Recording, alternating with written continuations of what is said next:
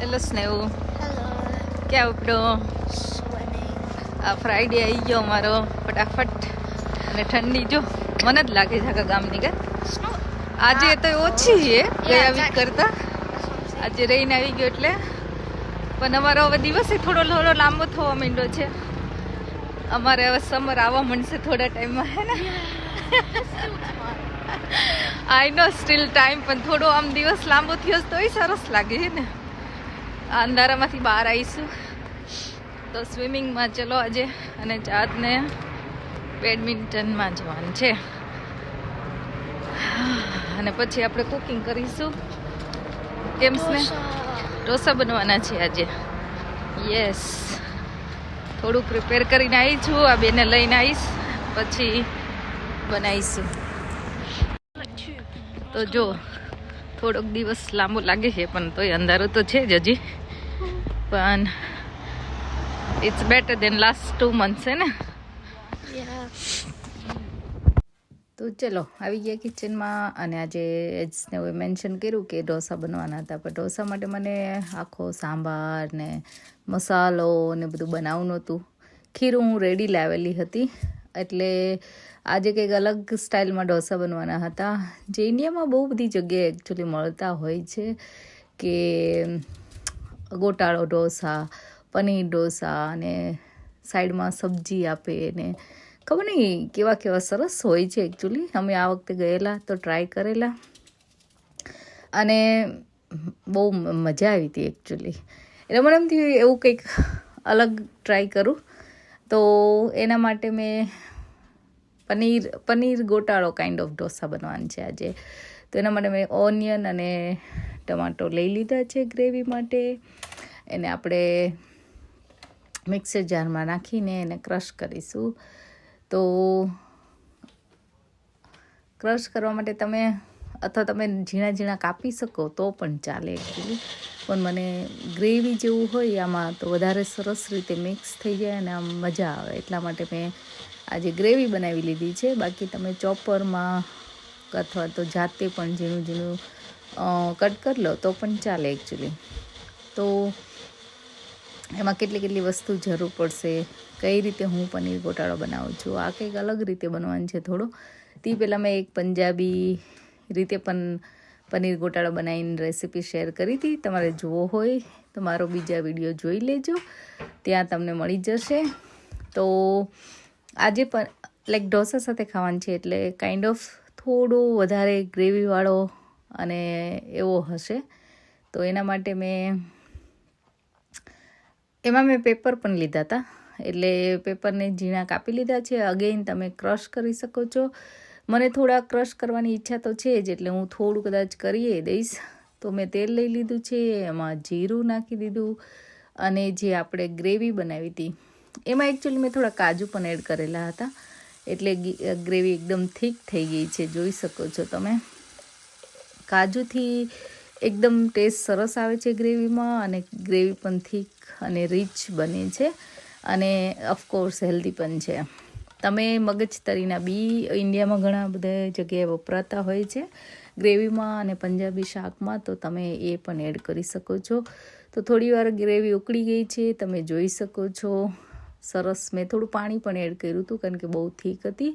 હવે આપણે થોડા મસાલા કરીશું, તો એમાં થોડું ધાણા જીરું, થોડી હળદર, લાલ મરચું થોડું કલર આવે એવું હોય તો વધારે સારું, કેમ કે એનાથી કલર સરસ આવશે. સોલ્ટ ટુ ટેસ્ટ, અને આ બધી વસ્તુ આપણે એડ કરીને થોડી વાર વળી પાછું મિક્સ કરીને એને ધીમા તાપે થવા દઈશું. ધીમા તાપે થવા દેવું જરૂરી, અથવા તમે ઢાંકીને રાખો, કેમ કે ગ્રેવીથી બહુ છાંટા ઉડતા હોય છે બધે, અને બધું ગંદુ પણ થતું હોય છે, અને ઘણીવાર દાજી પણ જવાય છે. તો બેટર કે તમે થોડી વાર ઢાંકીને પણ થવા દો તો ચાલે. તો આ મેં પેપરને જો થોડા ક્રશ કરી લીધા, કાઇન્ડ ઓફ થોડા આખા પાકા કાઇન્ડ ઓફ આપણે કહીએ ને એ રીતે, કે જેથી આમ સરસ એમાં મિક્સ થઈ જાય ગ્રેવીમાં, અને એનો ટેસ્ટ પણ સરસ આવે આવી રીતે, એટલા માટે. તો મેં આ રીતે એ પેપર પણ જે ગ્રીન રેડ પેપર, આ ગ્રીન ચીલી બહુ સ્પાઇસી નહીં બનાવું, કેમ કે છોકરાઓ બહુ સ્પાઇસી ખાતા નથી, પણ તમે તમારી ટેસ્ટ પ્રમાણે એડ કરી શકો છો. હવે આપણે મેઇન ઇન્ગ્રીડિયન્ટ્સ પનીર.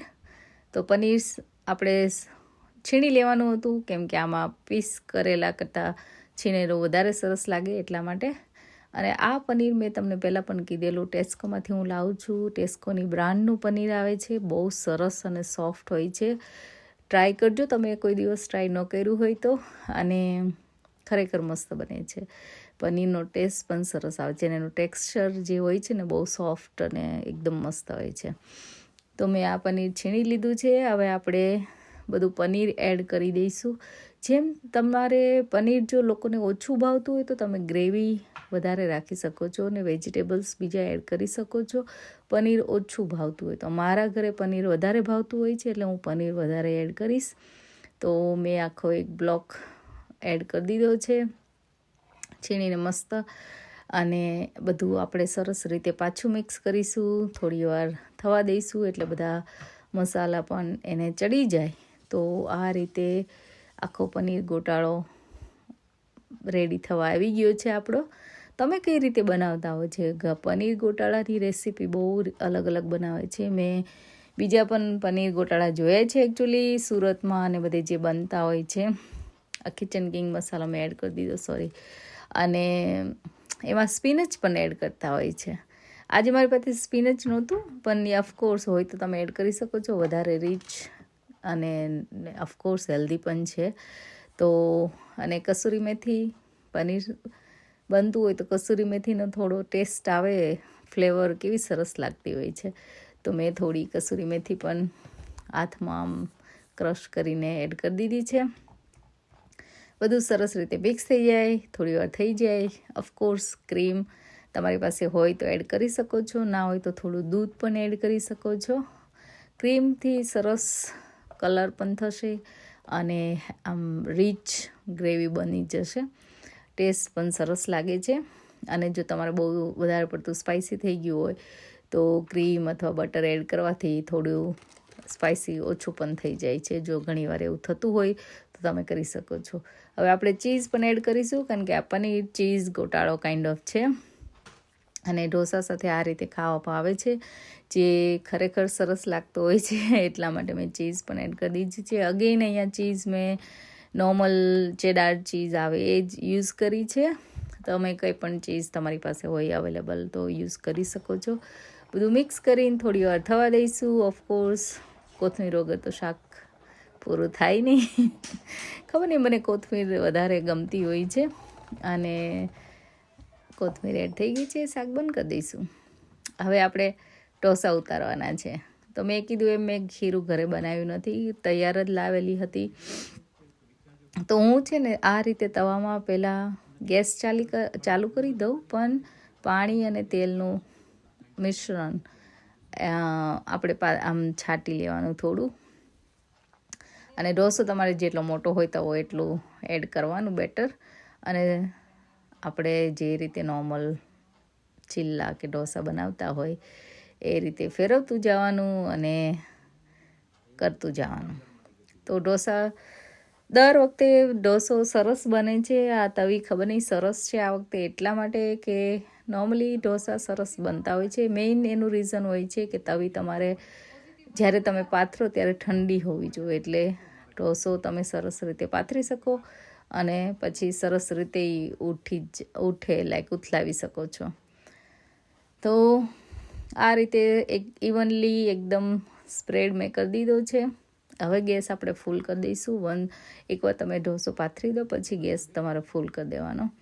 ફૂલ કરશો એટલે સરસ બધી બાજુથી ઢોસો ચડવા માંડશે. અને ઘણા બધા છે ને એકચ્યુઅલી બેય બાજુથી ઢોસા ચેડવતા હોય, પણ હું એક જ બાજુ ચેડવું છું, કારણ કે ઢોસા પતલા હોય અને ઉપરથી પણ સરસ રીતે ચડી જતા હોય છે.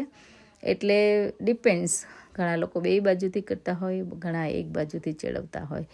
તો હું ધીમા તાપે એકદમ સરસ રીતે ચડવા દઈશ, એટલે ઉપરનું લેયર પણ સરસ રીતે ચડી જાય છે. એટલે બે બાજુ તમારે ચેડવવું જરૂરી હોતું નથી. તો આ રીતે આપણે ઢોસો પાથરી દીધા પછી થોડી વારમાં આમ ખબર ને ચડવા માંડશે એટલે ઢીલું નહીં લાગે, એનું બેટર ઉપરથી સરસ રીતે આમ થઈ ગયું છે. હવે આપણે બટર લગાવીશું, પછી તમારે ફિલિંગ જે પણ એડ કરવું હોય. મેં અહીંયા લીલું લસણ અને કોથમીર એડ કરી દીધી છે. તમારે ચીઝ એડ કરવી હોય, બીજું કાંઈ પણ ફિલિંગ નાખવું હોય તો નાખી શકો છો. તો આવી રીતે મેં બધા અલગ અલગ ઢોસા બનાવી લીધા છે, કેમ કે આજે ગોટાળા સાથે ખાવાના હતા એટલે મેં પટેટોનું ફિલિંગ નથી બનાવ્યું. આ છોકરાઓ માટે થોડું મેં ચીઝ એડ કરી દીધું છે, એ લોકોને ચીઝ ઢોસા વધારે ગમતો હોય છે. અને પ્લેન ઢોસા પણ ભાવે છે એમ જ. પછી ગાર્લિક ચટણી લગાવીને હું ઘણીવાર બનાવતી હોઉં છું. ગાર્લિકનો સરસ ફ્લેવર આવતી હોય છે. અને ચાહત અને સ્નેહને બેયને છે ને સ્વીટ ઢોસા ભાવતા હોય, એટલે સ્વીટ ઢોસામાં હું નટેલા લગાવીને બનાવતી હોઉં છું. ચલો, ફ્રાઈડે ડિનર રેડી. બધા આવી ગયા ટેબલ ઉપર. Yeah. હાલે, આજે શું છે? Dosa. ચાત Dosa. કેવા dosa? I forgot what it's called. Dosa. No, but Idli or dosa? Dosa. આ એ રીલ બનાવવાની પેલા એ Thepla or dosa? Dosa. Idli dosa dia. આજે ગોટાળો, પનીર ગોટાળો અને ઢોસા છે. શું છે? પનીર ગોટાળો અને dosa. ઢોસા. હા. તો આવી જ નવી નવી રેસીપી માટે લાઈક, શેર એન્ડ સબસ્ક્રાઈબ કરતા રહેજો અને જોતા રહેજો વિદેશમાં વતન. Thank you so much.